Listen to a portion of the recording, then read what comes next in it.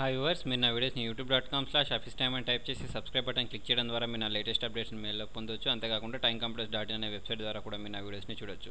ఇవాళ చూడండి, ఎస్ఈఓని మనం ముఖ్యంగా రెండు రకాలుగా విభజించవచ్చు. ఒకటి వచ్చేసి ఏంటంటే ఆన్ పేజ్ ఆప్టిమైజేషన్, ఇంకొకటి వచ్చేసి ఏంటంటే off page optimisation. On page ఒకటి, ఆఫ్ పేజ్ ఒకటి. ఆన్ పేజ్ ఆప్టిమైజేషన్ ఏంటంటే మన సైట్ని సెర్చ్ ఇంజన్కి అనుగుణంగా చేంజెస్ చేయడం అన్నట్టు. సెర్చ్ ఇంజన్కి తగ్గట్టుగా చేంజెస్ చేయడాన్ని ఏమంటామంటే ఆన్ పేజ్ ఆప్టిమైజేషన్ అంటాం. ఆఫ్ పేజ్ ఆప్టిమైజేషన్ అంటే మన సైట్ని చేంజ్ చేయకుండా సెర్చ్ ఇంజన్లో టాప్కి తెచ్చుకోవడానికి చేసే టెక్నిక్స్ని ఏమంటామంటే ఆఫ్ పేజ్ ఆప్టిమైజేషన్ అంటాం. ఓకేనా?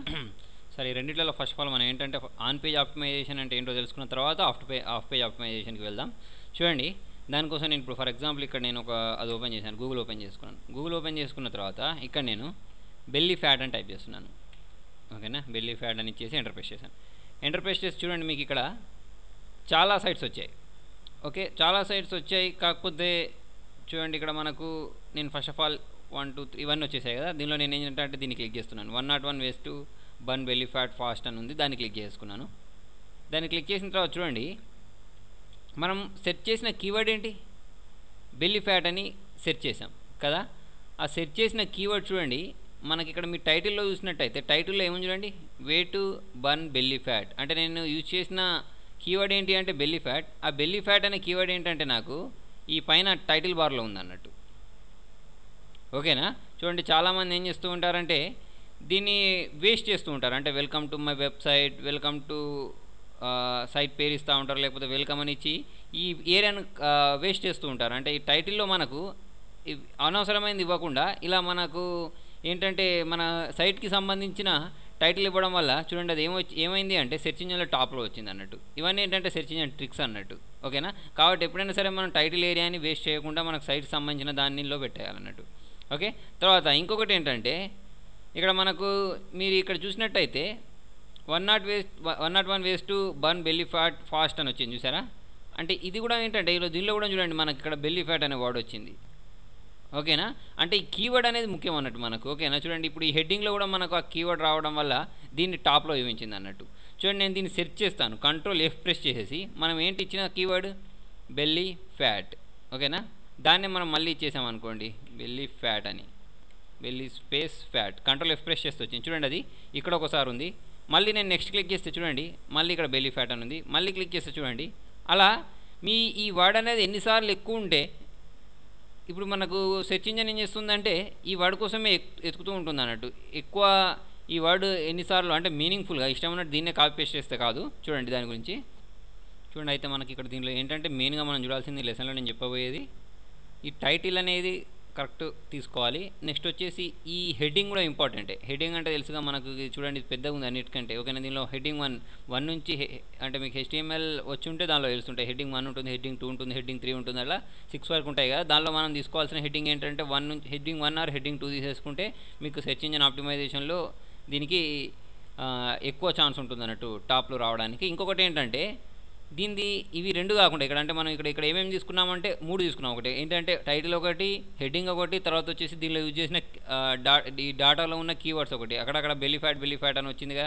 ఓకేనా? ఇక్కడ ఒకసారి వచ్చింది, ఇక్కడ ఒకసారి కీవర్డ్స్ వచ్చాయి. ఓకేనా? ఈ కీవర్డ్సే కాకుండా ఇంకొక ముఖ్యమైన ఇంపార్టెంట్ విషయం ఒకటి ఉంటుంది. అదే ఏంటంటే మెటా ట్యాగ్ అంటాం. ఓకేనా?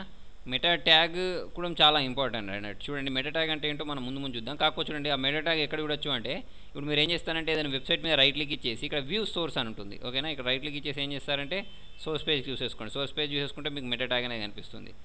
ఓకే, దానికోసం చూడండి ఇక్కడ నేను వ్యూ సెలెక్షన్ సోర్స్ అని ఉంది, అలా తీసుకోవచ్చు. లేకపోతే నేను యాక్చువల్లీ దీన్ని క్యాన్సిల్ చేసేద్దాం, అందుకోసమే రావట్లేదు. సరే, ఇక్కడికి ఇచ్చేసి వ్యూ పేజ్ సోర్స్ అని క్లిక్ చేశాను. క్లిక్ చేసిన వెంటనే చూడండి మీకు ఇక్కడ మెటా ట్యాగ్ వచ్చాయి. చూడండి, ఇక్కడ మెటా ట్యాగ్లో ఇక్కడ మీకు మీరు ఇక్కడ చూసినట్టయితే దీనిలో మెటా నేమ్ అనే దాని దగ్గర మెటా డిస్క్రిప్షన్ ఉంటుంది. మెటా డిస్క్రిప్షన్లో వాళ్ళు ఏమని రాశారు అంటే హౌ టు రిడ్యూస్ ఫ్యాట్ అంటే బెల్లీ ఫ్యాట్ అనే దాని గురించి ఇక్కడ వాళ్ళు కొన్ని కీవర్డ్స్ యూజ్ చేశారు. చూడండి, ఇక్కడ నేను ఇక్కడ మీకు జరిపినట్టయితే కనిపిస్తుంది.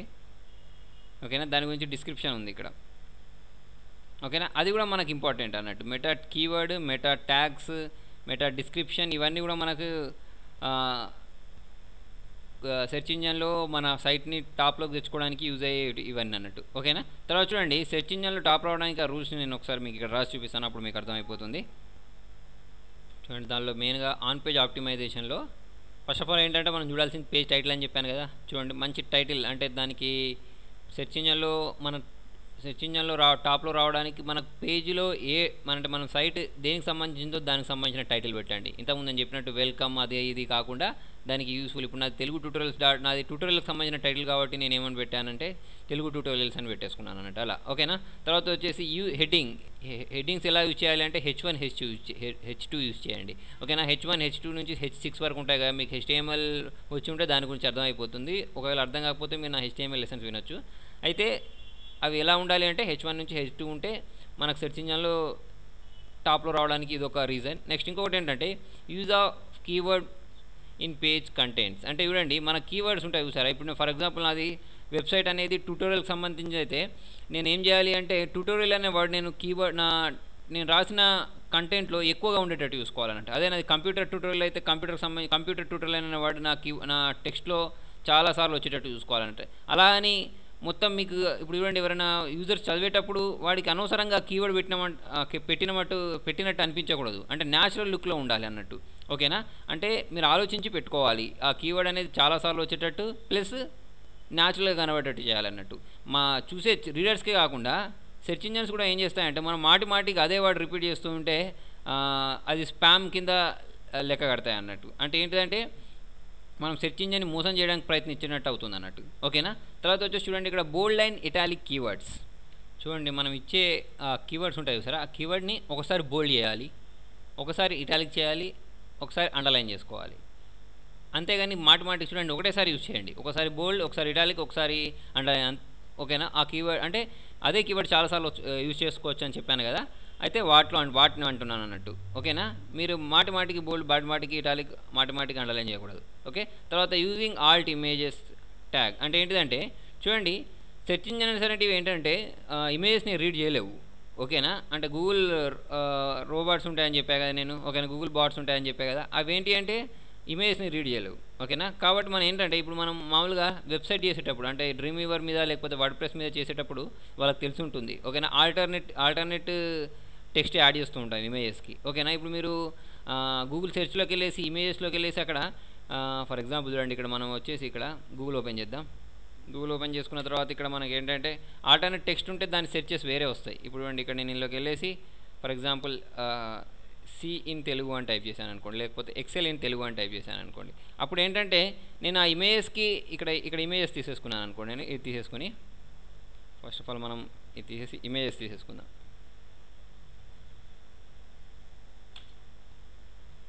ఇంకా ఇక్కడ ఇమేజెస్లోకి వెళ్ళేసి చూడండి ఇక్కడ ఎక్సెల్ ఇన్ తెలుగు అని టైప్ చేసి ఎంటర్ ప్రెస్ చేశాను. ఎంటర్ ప్రెస్ చేసి చూడండి నాకు ఇక్కడ ఇమేజెస్ వస్తున్నాయి కానీ చూడండి ఇప్పుడు ఇక్కడ ఇది వచ్చింది ఇవన్నీ ఏంటంటే నా సైట్కి సంబంధించింది. దీనికి నేను యూజ్ చేసిన ఆల్టర్నేట్ టెక్స్ట్ ఏంటి అంటే దానికి ఎక్సెల్ ఇన్ తెలుగు అని అంటే ఈ ఇమేజ్ ఇన్సర్ట్ చేసేటప్పుడే దానికి నేను ఒక ఆల్టర్నేట్ టెక్స్ట్ యూజ్ చేస్తాను అన్నట్టు. ఓకేనా. ఆ టెక్స్ట్ వల్ల నాకు ఏంటంటే ఇక్కడ ఇమేజ్ ఇక్కడ సెర్చ్లో నేను ఈ కీవర్డ్ టైప్ చేసినప్పుడు ఈ ఇమేజ్ అనేది చూపించింది అన్నట్టు. ఓకేనా. తర్వాత ఇంకొకటి ఏమని చెప్పుకున్నామంటే మనం మెటా ట్యాగ్స్ అనుకున్నాం కదా. మెటా ట్యాగ్స్ అనేవి ఇప్పుడు ప్రస్తుతం అంత ఇంపార్టెంట్ రోల్ ఏం లేదు వీటికి. కాకపోతే ఇప్పటికి కూడా ఓకే దీని పాత్ర ఎంతో కొంత ఉంటుంది కాబట్టి వీటిని కూడా మనం నెగ్లెక్ట్ చేయకూడదు.